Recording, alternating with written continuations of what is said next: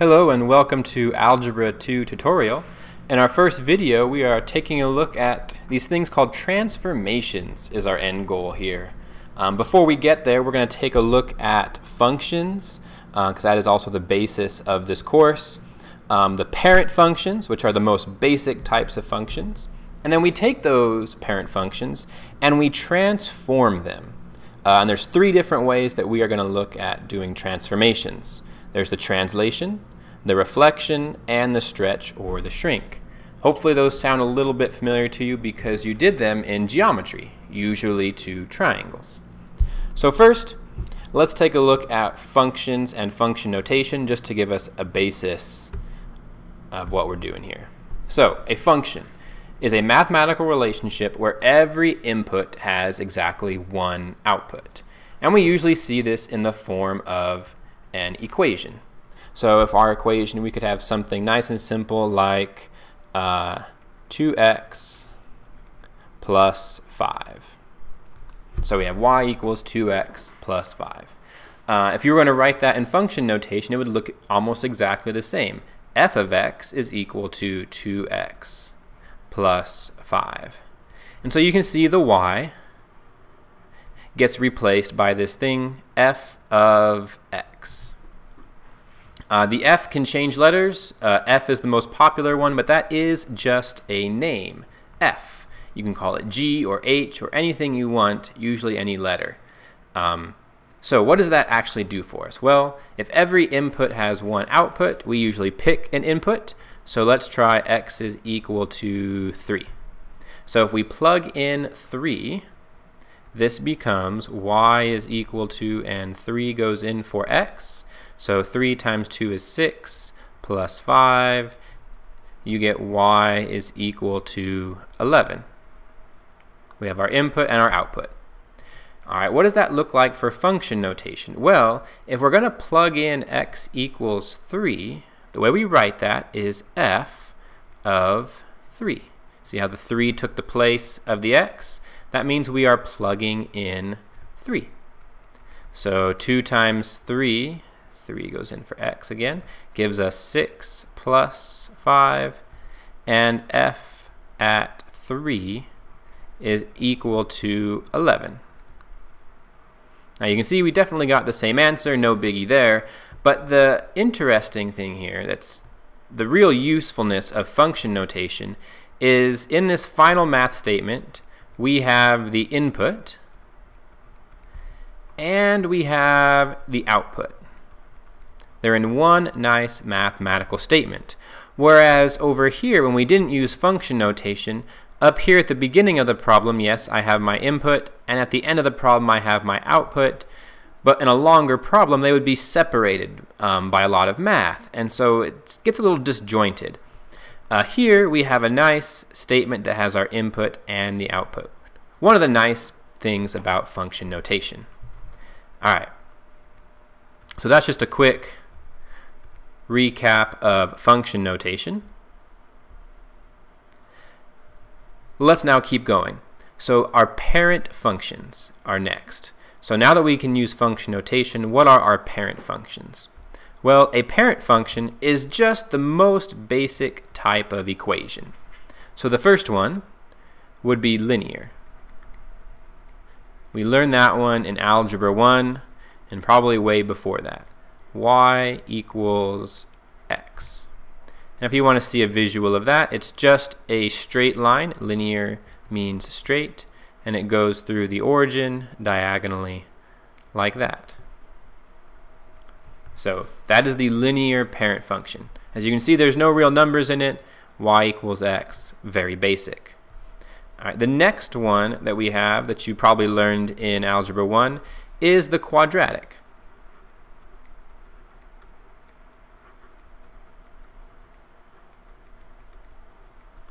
And that one is y equals x squared. And if you'll remember, that one makes a parabola or a U-shape.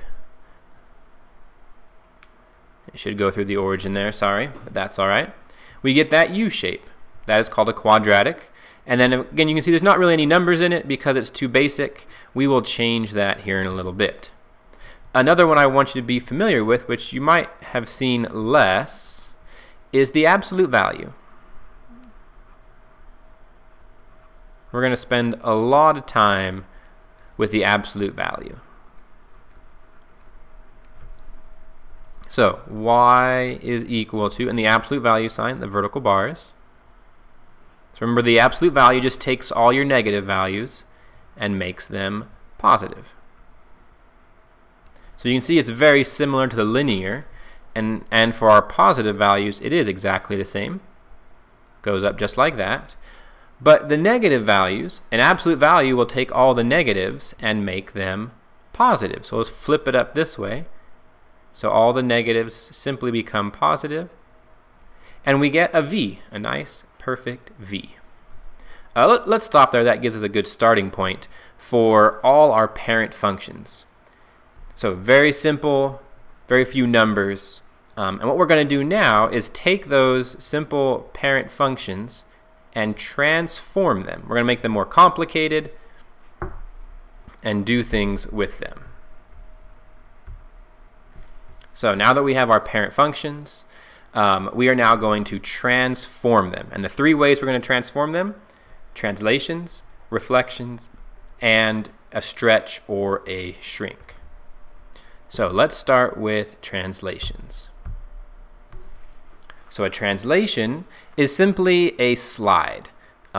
You can slide the graph up or down, left or right. So a couple of ways you can sort of tackle this. One is by drawing a graph so you can see it visually. And so back from Algebra 1, we should be able to draw a graph of this using our slope. So our m is 1, and our y-intercept, our b value, is -3. And so we can just graph that real quick. Our y-intercept is down 3. I'm not going to draw a real precise graph because we just need a general picture. And our slope is 1 over 1, so up 1 over 1, up 1 over 1. And you can do that as long as you need until you get a nice visual of what we have. So first, hopefully we can see that our parent function is linear. So we'll identify that. So y equals x. Now what did we do to the parent function? Because it looks different now. So to see that clearly, I'm going to draw the parent function, which is just a diagonal line that goes through the origin. So what changes from the blue to the green? Well, it was simply moved down. If I take that blue line and move it down, I will lay right on the green line. How far did it go down? It went down 3. So our parent function was y equals x, and our translation, we were translated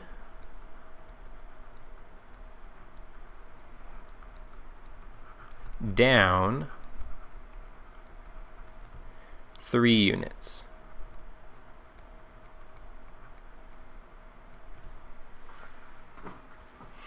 All right, now a slightly harder one. We've got x minus 2 squared. Hopefully we can make a prediction about what this parent function will be by the squared up here. But still, let's get a picture of this so we can make our decision. To make that go a little bit faster, I have a nice picture of it right here. So we've got a U shape, which means we have a parabola, which means our parent function is a quadratic. You can see up here through the markings that this is f of x equals x minus 2 squared, the one we want. It gives us a parabola, and you can see that this parabola has been moved over. It's not in the middle. It goes over 1, 2 to the right. So this whole U shape has been slid over to the right 2 units. And that's what we need to know. That tells us that we have a translation of 2 to the right. There we go. So this, our parent function, was a parabola. So our parent function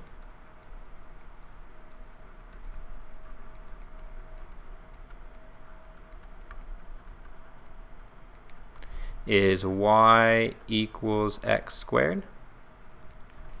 And the transformation was we were translated 2 to the right. So translated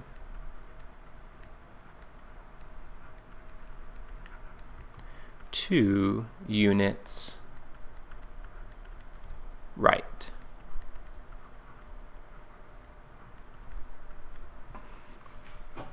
All right, so a translation again is a slide up, down, left, or right. All right, let's take a look at some of our other ones here. So we did translations. The next transformation is a reflection, all right, like a mirror, essentially.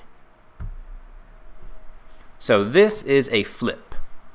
So a reflection flips a graph over an axis.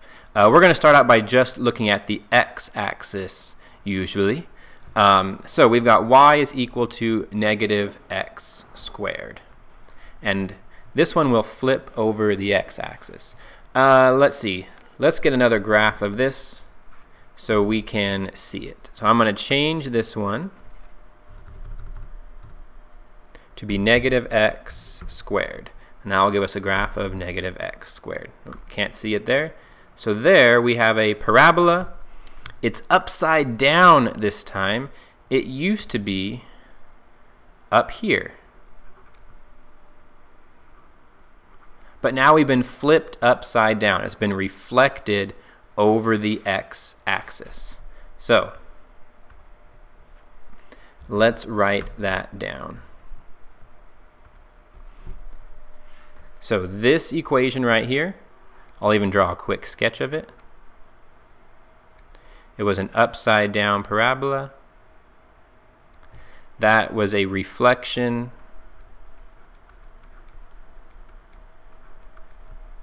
Let's put that in a sentence. That reflects our parent function y equals x squared over the x-axis.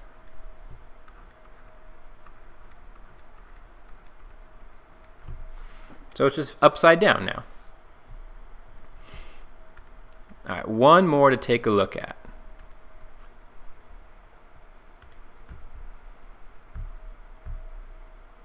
So that's a reflection.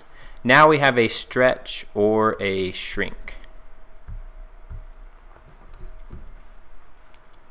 I think the first one, because it's linear, we can do that one by hand because we know a lot about linear equations. Our slope is 2, and our y-intercept, there's actually a plus 0 at the end here, so plus 0. We can draw a quick sketch of that. We go over 1 and then up 2, over 1, up 2, over 1, up 2, and we have a linear line here. Now, what happened to this? Well, the slope was 2 instead of like our previous ones where the slope was only 1. And so if I put the parent function in here, over 1, up 1, over 1, up 1, over 1, up 1, I get something that looks like this. And so hopefully you can see that the red line was stretched up. At first it was only stretched a little bit, and then it gets stretched more and more vertically to meet the blue line. So our parent function was y equals x, and this time it was stretched, and I see my arrows are all going up and down.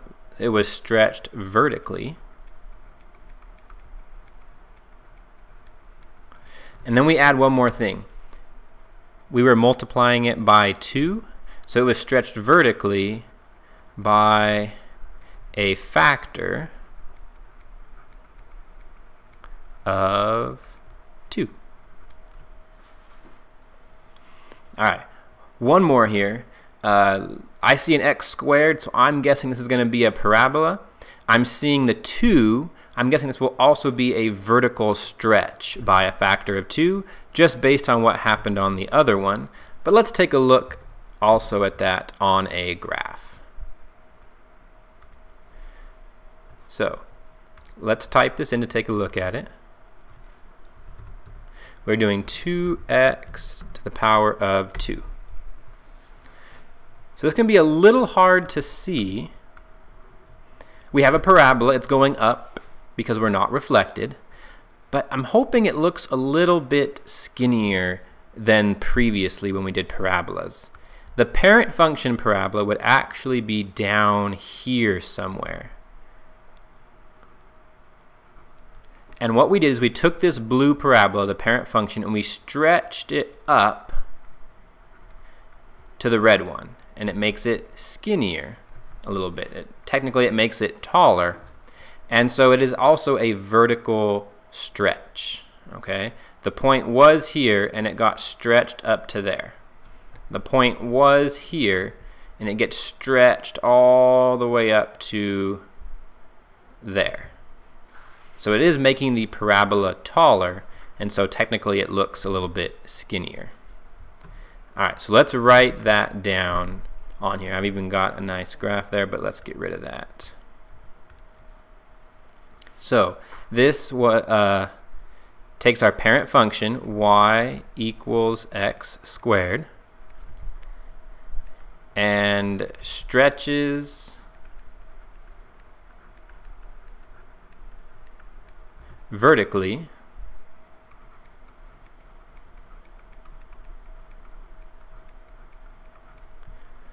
and again, because we're multiplying by 2, it's by a factor of 2. Alright, so that is our last transformation that we're looking at with this tutorial. So we now have 3 all together. So let's take a look at all 3 of those. So we can take these parent functions and transform them by sliding them, that's a translation, by flipping them, that's a reflection, or by stretching them or shrinking them. And we only looked at vertically this time. So if you want a little bit more practice for that, here are a few that you can take a look at yourself. Try to describe each of those transformations you see.